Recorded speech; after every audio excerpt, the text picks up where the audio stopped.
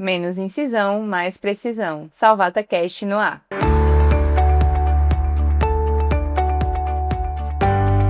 Você já ficou com dúvida mediante um caso de Schmollsell, se perguntando, era um caso cirúrgico? Não era?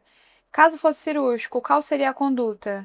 Laparoscópica ou então esteroscopia? Se você realmente respondeu sim para alguma dessas perguntas, fique aqui nesse episódio de podcast que ele é para você. E sim, como a Isabela introduziu, hoje nós trouxemos um caso para o nosso quadro de casos e evidências de Schmollsell, que foi uma cirurgia recente que nós. E hoje estamos em mais um quadro do Casos e Evidências, que a gente traz um caso de cirurgia da nossa semana e aqui a gente discute. Então, meninas, o nosso caso de hoje é uma paciente de 34 anos, ela é casada e ela tem 2 cesáreas anteriores. Essa paciente, ela tinha um desejo reprodutivo, mas o que fez ela procurar a assistência a uma consulta e entender o que estava acontecendo é porque ela tinha esse sangramento pós-menstrual há 12 meses. E é um sangramento que estava ficando cada vez mais frequente.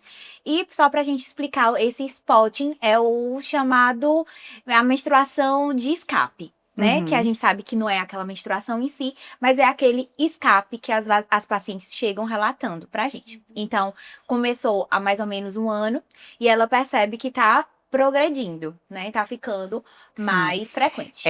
Spotting, na verdade, esses sangramentos anormais, a gente precisa fazer uma grande investigação, né? Não é de cara que a gente vai pensar na Schmollsell. Claro que ela tem os fatores de risco, que é a manipulação do útero, né, prévia, nessas 2 cesáreas, mas a gente tem que realmente fazer essa investigação ampla, né, que vai desde o exame físico lá atrás, na verdade, lá no começo, né, com a paciente, que é pra gente identificar de onde vem esse sangramento, se realmente é do colo, se é da vagina, se é na vulva, e depois disso a gente ir intensificando essa investigação até chegar a alguma coisa mais na frente, né? Mas essa paciente de cara aí tem um fator de risco que é essas 2 cesáreas anteriores, né? A hiperatividade. E além de distinguir se é um sangramento vulvar, vaginal, de colo uterino ou uterino, depois que a gente vê que é um sangramento uterino, vai ter aquele famoso palm-coin, que a gente vai conseguir dividir os distúrbios de sangramento entre os anatômicos estruturais e os não anatômicos não estruturais. A Schmollsell entraria na alteração anatômica propriamente, né? Embora não esteja na sigla, né? Do palm-coin, mas entraria como uma causa já anatomicamente estrutural. Exatamente. Então, do palm, P-A-L-M, P de pólipos, A de adenomiose, L de leiomiomas, né, miomatose uterina, e M de malignidade. E o COIN, né, que a gente vai para as outras causas também que a gente tem de sangramentos, que é o C de coagulopatia, o O de ovulatória, o E de endometrial, o I de idiopática, né, e o N, que é as que não se classificam. Então, sabendo dessas causas que a gente tem que pesquisar, essa paciente investigando mais, né? Ela disse que esse spotting ele durava de 5 a 7 dias pós-menstruação e associado a isso ela tinha uma dismenorreia intensa, com na escala de dor de 7 a 10. Ela estava tendo piora progressiva desses sintomas nos últimos 2 anos, sendo mais intenso realmente no último ano, né? E ela chegou a fazer uso do Genogest, que iniciou há 8 meses. Ela teve uma melhora da dismenorreia, mas ela continuou com esse spotting pós-menstrual e essa dor pélvica não cíclica, que também acompanhava. E reforçando, essa paciente ela tinha um desejo reprodutivo. E aí, essa paciente foi para o exame de imagem, uma parte muito importante para a nossa investigação clínica. Só ainda em relação aos sintomas, eu acho que é importante a gente mencionar que nem todas as pacientes que têm Schmollsell são sintomáticas, né? Então tem pacientes que são assintomáticas. Das que são sintomáticas, essa paciente realmente ela tem vários comemorativos, né? Então ela tem esse sangramento pós-menstrual, que a gente realmente observa muito, dismenorreia, aí não menciona, mas a gente tem que investigar também dispareunia, que pode acontecer nessas pacientes com Schmollsell.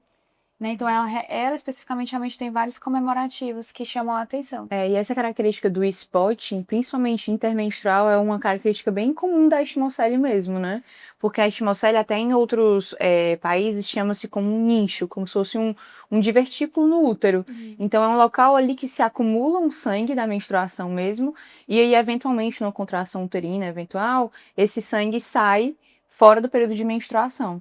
É isso que ficou acumulado ali naquele local.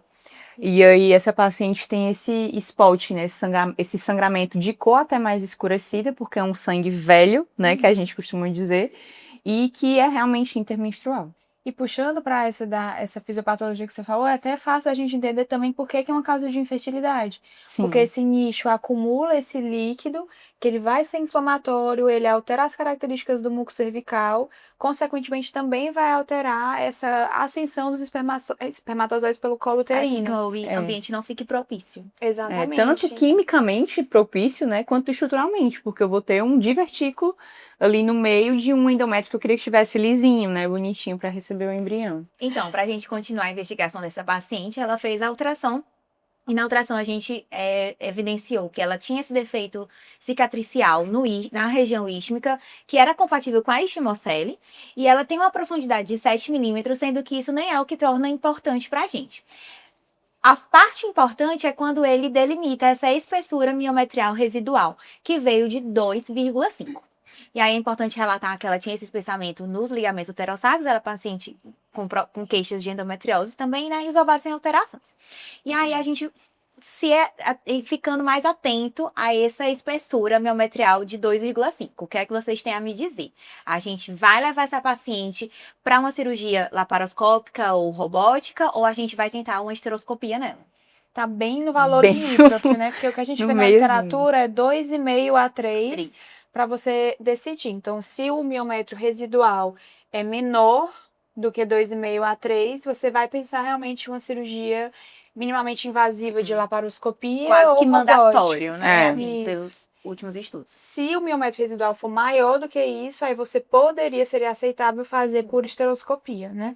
Mas, obviamente, como é limítrofe, a gente tem que levar em consideração também o desejo reprodutivo, né?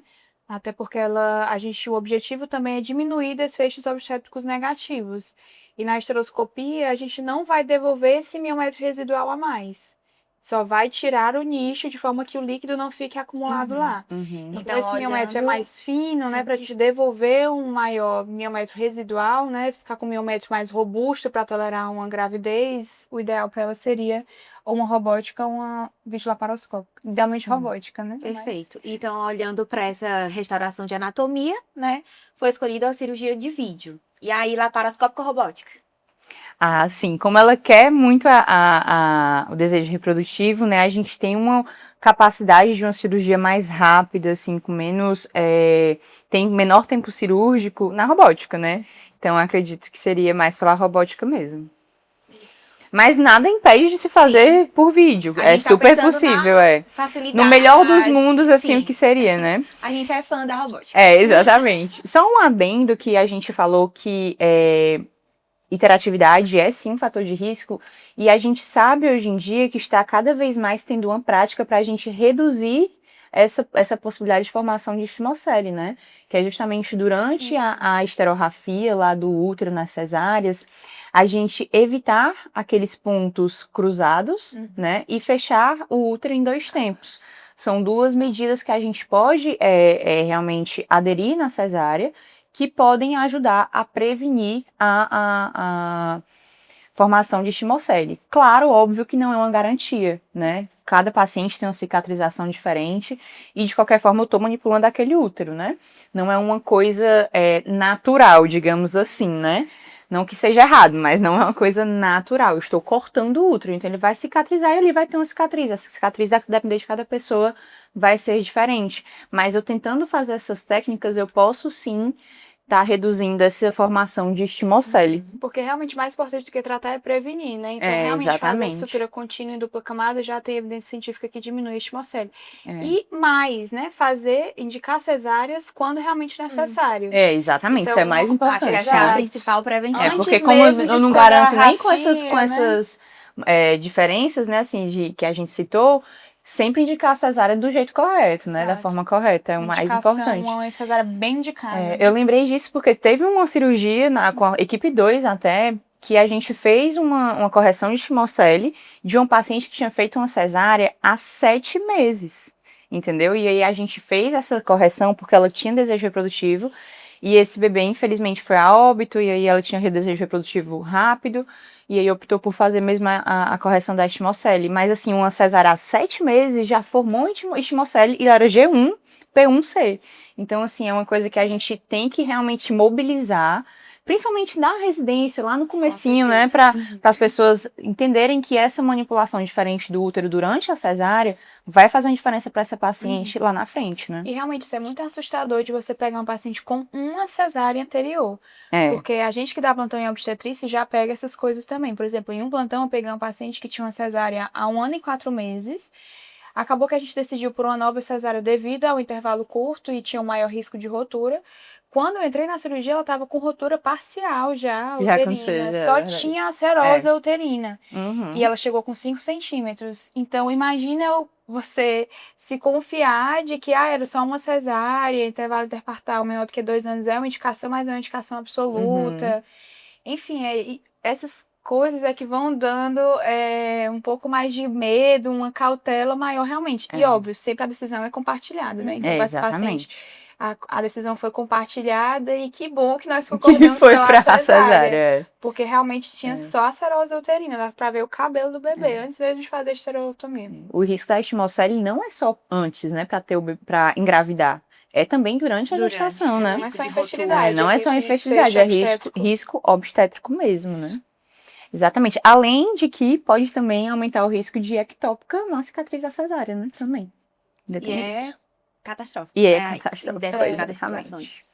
Então, realmente, a proposta dessa paciente foi a correção por via robótica, né? Não foi pensado na esteroscopia, justamente pelo que vocês falaram, porque nós estamos no limite do resíduo, do miométrio residual. E aí, a gente tem que essa paciente, ela quer a preservação uterina, a gente precisa da restauração anatômica, então foi escolhido para ela a via robótica. E aí eu trouxe aqui cortes da cirurgia que a gente fez, que foi a equipe doutora Catiane e doutora Sara. E aí a gente inicia com o inventário da cavidade, a gente já observa os focos de endometriose compatível com a ultrassom, que era nessa parte uterossacra. E a gente vê também essa fragilidade nessa região anterior, com a aderência importante da região da bexiga com o útero, né? A gente faz o inventário da cavidade por completo para saber se tem algum outro foco de endometriose que não esperávamos, observando apenas pelo que a gente tinha antes da ultrassom. E aí a gente viu que essa paciente realmente ela tinha só mesmo uma endometriose na região uterossacra e era mais superficial. Então foi bem tranquilo, a gente iniciou por essa retirada das lesões, que era realmente mais superficial, não tinha endometriose profunda. E aí a gente inicia a parte da estimocele em si, vindo com esse rebaixamento vesical. E a gente tem que fazer essa delimitação da região anterior por completo. Vindo mais distal e depois vindo com rebaixamento mais anterior, realmente bem de lateral para medial. Lateral para medial, isso. Quando a gente faz, né, esse rebaixamento lateral que está na área mais segura, é que a gente faz essa tração com a contratração para a região mais medial. E aí a gente usou o método Firefly, que ele faz essa mudança de coloração na visão robótica para que a gente consiga ver a imagem da luz que está sendo emitida pela esteroscopia, que está dentro do útero. Se a gente está realmente na parte da estimocele, essa região ela vai brilhar no modo Firefly. Então, quando a gente fez aquela primeira visualização, não estava ainda na estimocele, então aí voltou para fazer mais dissecção, rebaixar mais a bexiga para a gente conseguir realmente chegar na parte da fragilidade. Começa a ver já, né? E aqui a gente já começa a ver e consegue delimitar. Essa parte verde, para quem está assistindo o vídeo, é a parte da estimocele, então é a parte da fragilidade uterina que precisa ser corrigida. Então, a cirurgiã precisa fazer a delimitação com a área de sobra dessa área da fragilidade e ela vai ser toda retirada. E aí ela dá orientação para quem está na esteroscopia, vá para a parte superior da estimocele, ela vem e marca, venha para a parte inferior da estimocele, marca para poder ser feita a retirada com margem, né? E aí a gente consegue ver que toda a região da fragilidade ela foi retirada, é tanto que a gente consegue ver até um pouquinho do caninho do esteroscópio, né? E aí a gente agora vai fazer a sutura. A sutura é com o fio farpado para que a gente tenha uma tensão naquele fio sempre e a gente não precisa ficar fazendo aqueles pontos, né? Aqueles nós. Então, ele vai contínuo, a gente vai e volta em 2 camadas sem precisar parar a sutura. Isso facilita E ele Reduz também tempo cirúrgico, né? diminui o tempo cirúrgico e ele tem boas evidências de segurança, né? De ser realmente seguro e corrigir corretamente. Então, depois que a gente foi e voltou, fez as camadas da correção, fixa o nó, o fio, na verdade, e aí agora a gente vai peritonizar. A gente vai fazer essa fixação com o ligamento redondo e depois vir puxando realmente aquele peritônio de que a gente rebaixou para fazer essa segurança uterina. Geralmente essa ancoragem no redondo ela faz em úteros retroversofletídeos, Isso. né? Para tentar antiverter um pouco e ajudar na infertilidade, né? Dela no Isso, pós-operatório também. Então, ela peritonizou, né, toda essa região e finalizou pegando o redondo do outro lado. Eu tinha muita dúvida quando ela fazia essa peritonização. Meu Deus, vai voltar a dar areia de novo. Só que realmente é o comum, é como se fosse o basal dela, é um novo basal, né? E a gente faz aquele ajuste da estimocele e volta pro basal dela, que é desse jeito. E ainda fazendo essa tentativa de antiverter Até o porque útero, essa né? peritonização não é pegando a bexiga, né? Exatamente. Aquela É o partezinha- peritônio. É o peritônio, É. é apenas o peritônio. É porque quando a gente pega o início do vídeo, que ela vai fazendo o rebaixamento, a bexiga tá tudo ali muito aderido. E depois que a gente rebaixa, ela vai lá pra baixo e sobra a Só o camadinha do peritônio. Até porque a pra natureza é conseguir muito puxar. sábia, que se ela percebe que tem uma área de fragilidade, ou seja, a estimocele, ela vai querer recrutar para Exato. fortalecer aquela Exatamente. região. E o que tem ali O mais que tem próximo. ali, infelizmente, Infelizmente. a bexiga. Exatamente. Mas o nosso organismo ele é muito sábio. E aí, essa foi a nossa cirurgia. E eu trouxe um artigo que eu achei muito interessante. Foi um artigo de 2023, um estudo em um grande centro da França, que ele fez uma comparação das pacientes. Eles pegaram 30 pacientes e operaram por via robótica. E aí fizeram a comparação do miométrio residual antes e depois. A grande maioria tinha menos de 2,5, elas tinham uma média de 1,6 do residual. Bem delgados. Muito fino. E no pós-operatório, assim, depois de um tempo, né, de acompanhamento, essas pacientes passaram para 4. Ou Meu seja, Deus, bom demais. então foi uma resposta Pulou de um muito papel para um... obstetra dessa paciente. Exatamente. E aí, Obrigado. nesse estudo também, ele cita que dessas 30 pacientes que fizeram a correção robótica, 20 tinham o desejo reprodutivo e 15 engravidaram no ano seguinte. Então, assim, foi realmente muito bom. Mesmo que elas não tivessem dificuldade de engravidar, elas com certeza vão ter uma gestação muito mais segura. Exatamente. Né? E sem contar sem dúvidas. a correção, caso seja uma paciente sintomática, né?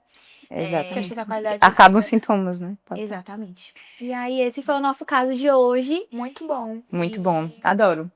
Adoro estimocele porque são 2 tempos cirúrgicos. Sim. Ou 2 tempos cirúrgicos não, são 2 vias acontecendo simultaneamente. Porque é importante É falar muito legal, que, como eu falei, né, que o manipulador uterino foi o esteroscópico propriamente dito, a pessoa que tá lá fazendo a esteroscopia tá vendo no carrinho de vídeo, né, a imagem da esteroscopia para realmente confirmar.